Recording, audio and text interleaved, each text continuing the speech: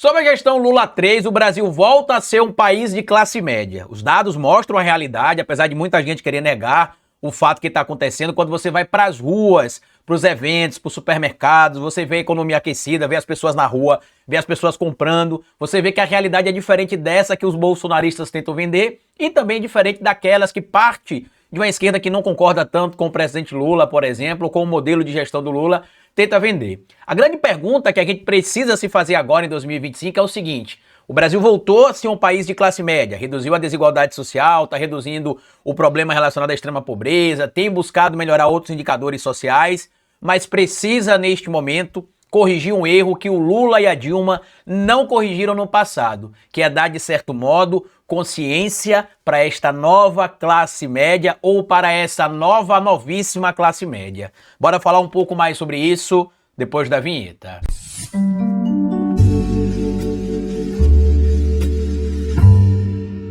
Estranhamente, quando o presidente Lula se torna presidente do país, a gente passa por uma onda de sorte nunca antes vista na história deste país. Sempre que o Lula ou alguém ligado à esquerda assume a presidência do Brasil, você começa a ter alguns indicadores de melhorias sociais, alguns indicadores de melhoria no campo da economia, mas nada disso, segundo o mercado, é fruto de uma estratégia e um plano de governo. É tudo acaso, é tudo sorte. É simplesmente o Lula fechar os olhos e escolher qual das portas vai estar a melhor solução para o Brasil, ele abre a porta e, por sorte, ele acerta que aquela é a melhor solução para o Brasil.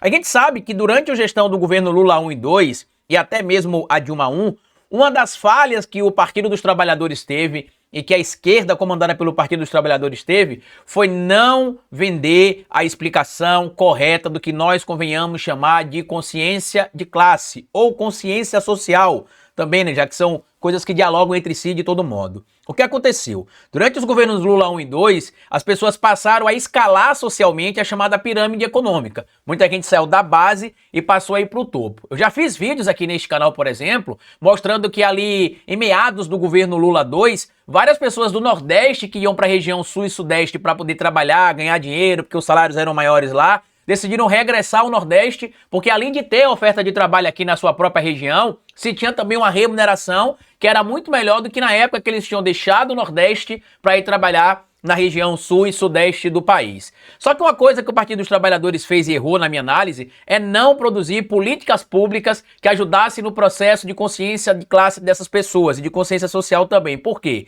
Pesquisas recentes mostram, por exemplo, inclusive isso foi bem debatido durante a eleição de 2022, que quando se faz pesquisas com pessoas no Brasil sobre ao que elas atribuem o seu desenvolvimento social, financeiro, né, a sua ascensão econômica, muitas pessoas associam isso a dois pontos. Alguns à religiosidade, né, a Deus, e outros a si mesmo. Ou o contrário, né, a si mesmo e depois a Deus. Mas algumas pessoas não conseguem ver, por exemplo, o impacto de programas sociais. O Bolsa Família, por exemplo, que é um programa de redistribuição de renda, é um programa que ajuda a diminuir a desigualdade social entre pessoas ricas e pessoas pobres. A gente já mostrou aqui no canal, por exemplo, algumas semanas atrás, que nos recordes de empregos que a gente tem visto o Brasil batendo ultimamente, a maior parte das pessoas que acabaram se beneficiando de empregos formais são pessoas originárias ali dos programas sociais, como o próprio Bolsa Família, mostrando que, diferente do que a extrema-direita vende, por exemplo, as pessoas que recebem algum tipo de programa de transferência de renda do governo federal não quer ficar de perna para cima em casa porque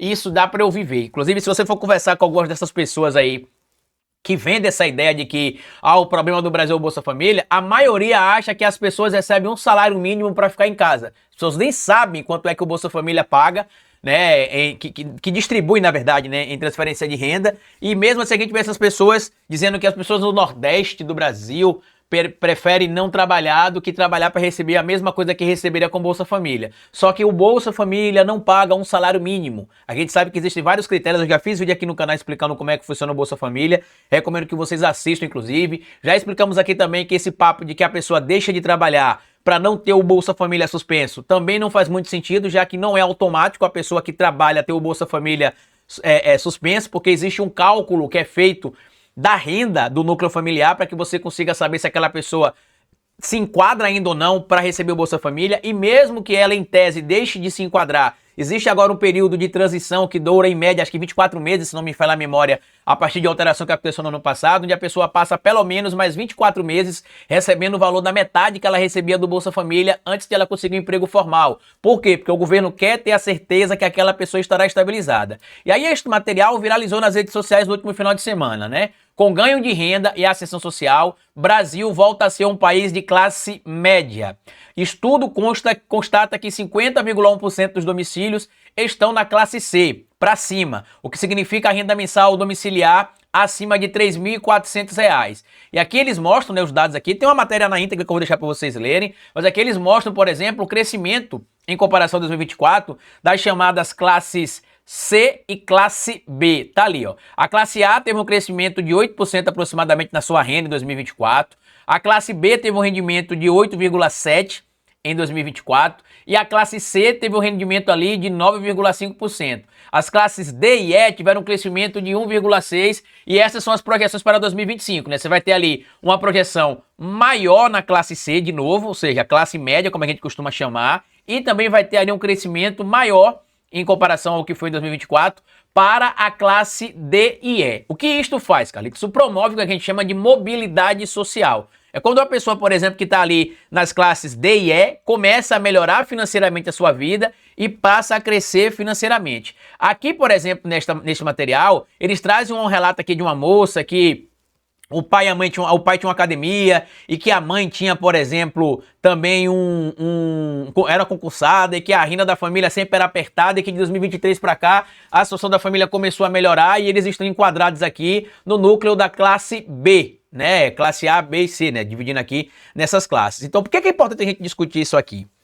Nas redes sociais está tendo uma discussão nesse momento, inclusive entre pessoas do campo da esquerda e pessoas antagônicas ao campo da esquerda, né? Direita e esquerda, sobre se esses dados são reais, se esses dados não são reais. Eu decidi trazer para vocês aqui, ó, algumas estatísticas, né? Porque se a gente ficar falando só sobre percepção, por exemplo, agora no final do ano, no mês de dezembro, todos os shoppings aqui de Aracaju estavam superlotados. O comércio do centro superlotado. A orla de Atalaia e as praias da região, não só de Aracaju, mas também da região metropolitana e outras praias do interior, do litoral sul e do litoral norte, entupida de gente aqui vindo passear, né? E outras pessoas, turistas locais mesmo, aqui do Nordeste ou aqui de Sergipe mesmo, que vieram transitar aqui em Aracaju. O motivo a gente já mostrou aqui, a economia está aquecida, apesar das críticas que a gente vê sendo citadas aí em alguns veículos da mídia, a realidade é um pouco diferente. Eu até vi algumas pessoas criticando aí uma entrevista dada por um magnata da comunicação, do banco, da construção imobiliária, dizendo que do jeito que o Brasil está no ciclo vicioso e que a tendência, né, a gente acabar tendo um problema maior com o mercado. E muita gente criticou o artigo e, pelo que eu percebi, não leu muito o artigo ali. Por quê? Este magnata, ele estava criticando em tese o mercado, porque como ele tem uma construtora e a construtora depende de financiamento, quanto maior a taxa de juros, menor a possibilidade de linha de crédito. Então, se você tem os juros muito elevados, as linhas de crédito são diminuídas. Eu já citei aqui algumas oportunidades para vocês, que em 2022, eu acho, no começo de 2022, meio de 2022, eu não lembro exatamente, eu fui fazer ali a troca de carro, acho que foi no meio de 2022, final de 2022, eu fui trocar o meu carro por outro carro. E mesmo dando ali um valor superior a 50% do valor do outro veículo que eu ia fazer a troca, eu não tive o financiamento aprovado. Eles pediam que eu desse um valor muito maior. Por quê? Com a taxa de juros muito elevada, o valor que você vai financiar aumenta muito. Então, em tese, o risco de inadimplência se eleva e o crédito fica reduzido. A tendência é que para você conseguir fazer um financiamento, você precise dar ou mais valor de entrada ou parcelar em menor tempo para que os juros, em tese, não tenha tanto impacto no valor total da dívida no final. Né? Pelo menos é assim que algumas pessoas comentam. Eu não sou da área da economia, eu basicamente leio e me informo por quem é economista e explicam essas teorias. E aí a gente precisa trazer dados, né? Como a gente vai trazer aqui, ó. Isso aqui é um dado de junho do ano passado, publicado aqui pela Brasil de Fato, e que traz dados de instituições técnicas, que traz o seguinte: país cria 1 milhão de empregos formais entre janeiro e maio. Total de pessoas trabalhando no Brasil com carteira assinada alcançou 46,6 milhões, um recorde da série histórica. Ou seja, a gente não está falando aqui de pessoas que prestam serviço, como muita gente questiona quando a gente faz um vídeo falando sobre esses dados, né? Que o Brasil está gerando emprego, as pessoas estão se formalizando. Eu estou falando de emprego de carteira assinada. Você tem praticamente 1/4 da população brasileira formalizado. 1/4 da população brasileira formalizado. Não vou nem pegar ali o cálculo da força de trabalho, né? As pessoas aptas à folha de trabalho. A força de trabalho, perdão. Então você tem 46 milhões de pessoas. Esse número já é superior, tá? Porque esse aqui é de junho de 2024. Então você já tem aqui, provavelmente esse já deve ter entre 48 e 50 milhões de brasileiros formalizados com carteira assinada, certo? Você tem também, por exemplo, aqui a extrema pobreza caindo 40% no Brasil durante o governo Lula 3. Você tem aqui, por exemplo, o comércio varejista registrou alta de 4,4% no quinto bimestre de 2024 na comparação com o mesmo bimestre de 2023. Se você pegar, por exemplo, dados somente de dezembro, o varejo chegou o final do ano de 2024, em comparação ao ano de 2023, no mês de dezembro, com a alta de 12,2% nas vendas em comparação a 2023. Tem outro material aqui também, ó. Vendas de supermercados crescem a ritmo superior ao do varejo em 2024, diz IBGE. E tudo isso aqui, apesar de a gente trazer como dado real, não tem chegado a você, né, ou ao seu amigo que critica o governo, dizendo que a vida dele tá pior. Eu tenho visto, por exemplo, pessoas dizendo que a situação do brasileiro tá muito pior, e gente que nunca saiu nem do Nordeste ou do Sudeste, por exemplo, fazendo viagem internacional, né, viagem pro Caribe, viagem pros Estados Unidos da América, viagem pro Chile, viagem pra Argentina, viagem pra Europa. Então, peraí, como é que a vida do brasileiro no total piorou, mas a sua que tá criticando, dizendo que realmente tá uma desgraça, que não melhorou nada, a sua vida melhorou? Porque você se empenhou mais do que os demais, né? Foi lá atrás da meritocracia, foi trabalhar enquanto os outros dormiam? É evidente que não. Existe um mercado também que gera recursos para quem promove críticas desonestas, ataques desonestos, seja ele do campo da direita, da extrema direita, ou até às vezes mesmo do nosso próprio campo. Então a gente precisa entender que a realidade, ela tá aí e é no seu dia a dia. Você pode discordar do que a gente está falando aqui, não tem problema, a gente tem um espaço aqui democrático, tanto que todo vídeo que a gente publica aqui, você pode comentar o que você quiser, algumas palavras alguns comentários não aparecem, porque algumas palavras que são ofensivas ou que são entendidas como spam pelo próprio YouTube, ele vai lá e bloqueia, não sou eu que bloqueio, tá? É um bloqueio automático do próprio YouTube. Então a gente precisa primeiro entender onde é que está a falha. Na minha análise, a falha continua na comunicação.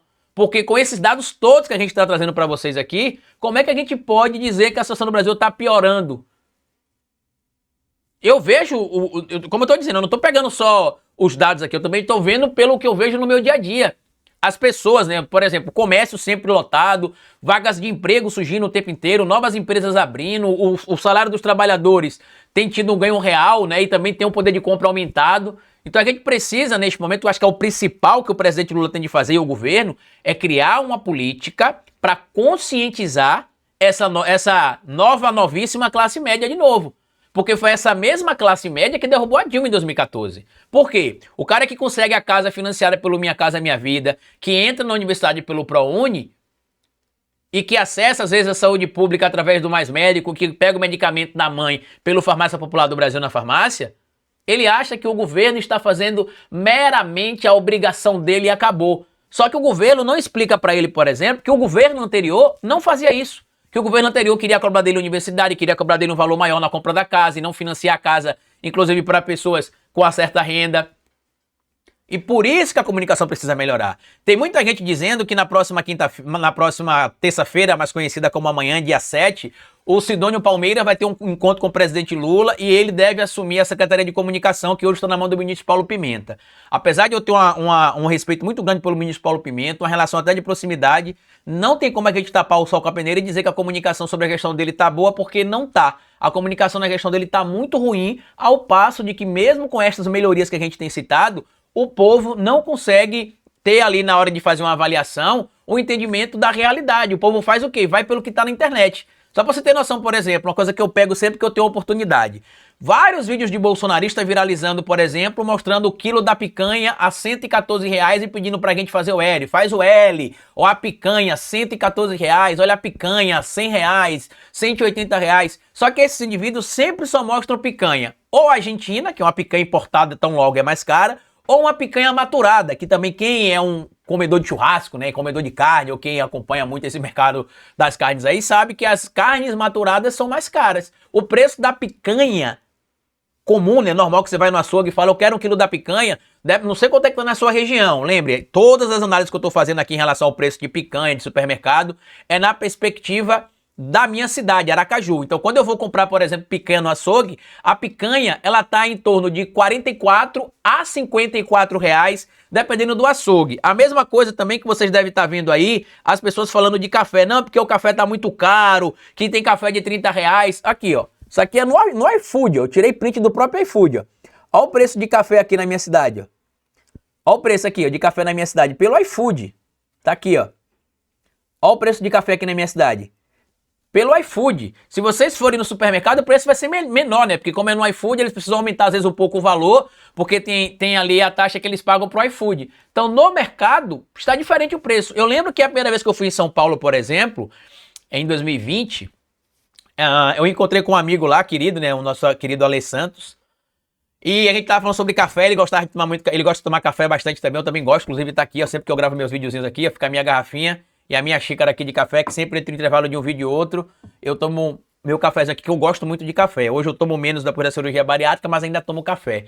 E aí eu lembro que eu falei pra ele que eu fiquei chocado, porque eu fui ficar no Airbnb em São Paulo, e aí desci num desses express que existem em São Paulo, né, não vou dizer o nome das marcas aqui, e aí quando eu cheguei lá, eu fui comprar um pacote de um café de uma certa marca, que aqui eu comprava por R$ 6,80, R$ 7,40, dependendo do supermercado. Lá tava R$ 24,75. Lá tava R$ 24,75. E aí eu falei pra o Ale, né, como é que tava caro na época o café, ó. Vou até mostrar pra vocês a troca de mensagens aqui, que eu tive com ele na época. E aí eu mandei pra ele na época essa foto aqui, ó, quando eu voltei de São Paulo. Que assim que eu voltei de São Paulo, eu fui no supermercado e mesmo, aqui, ó, esse mesmo café dessa marca aí que vocês estão vendo, em São Paulo, na época eu tava R$ 24,75. Aqui em Aracaju, tava R$ 6,99. Eu tirei uma foto, essa foto aqui foi tirada, deixa eu mostrar a data pra vocês aqui, ó. 11 de dezembro de 2021, não foi 2020 não, foi 2021. Ali, ó, 11 de dezembro de 2021. Eu mandei essa foto pro Ale. Por quê? Porque eu tinha dito pra ele que eu achei que o café tava muito caro lá em São Paulo. E aí eu mostrei pra ele, tá aqui, ó. Não vou mostrar a troca de mensagens que a gente teve, mas aqui, ó. Eu mandei pra ele, ó, o café. Então assim, a gente precisa primeiro entender que o Brasil é um país continental, né, de dimensões literalmente continentais. Segundo, entender que a gente precisa fazer um trabalho de contranarrativa ao que está acontecendo, porque a extrema-direita está pegando a informação da vida real e distorcendo, e está logrando sucesso. Por quê? Eles são mais engajados nas redes sociais, eles são mais organizados nas redes sociais. Neste momento a gente fica às vezes brigando entre o nosso próprio campo, ou às vezes brigando o tempo inteiro com a extrema-direita e a gente não consegue pautar o debate. Então, amanhã vai acontecer essa reunião do presidente Lula com o Sidônio Palmeira. Ele provavelmente vai assumir a SECOM. Eu não sei se ele vai assumir ou não, né? A gente só vai saber amanhã ou a partir de amanhã. Mas uma coisa eu acho que já tá claro. Ele tá dando uma força ao Pimenta, como já foi cogitado desde o final do ano passado. Por quê? Hoje pela manhã, por exemplo, eu tava assistindo o Bom Dia Brasil na Globo e depois fui assistir outro veículo também. E entre os intervalos, desses veículos, estavam passando vários inserts de publicidade do governo federal sobre programas sociais, como Minha Casa Minha Vida, Bolsa Família, ProUni, Fiéis, e mostrando, inclusive, as melhorias que o Brasil tem tido com esses programas sociais também e com programas de transferência de renda. Então isso mostra como é que o governo precisa massificar o que está acontecendo, porque as pessoas não têm percepção. Só para vocês terem noção, por exemplo, quando foi anunciado as informações lá daquele pacote do Haddad que vai isentar imposto de renda para quem recebe até R$ 5.000, a maior parte da população não sabia dessa informação.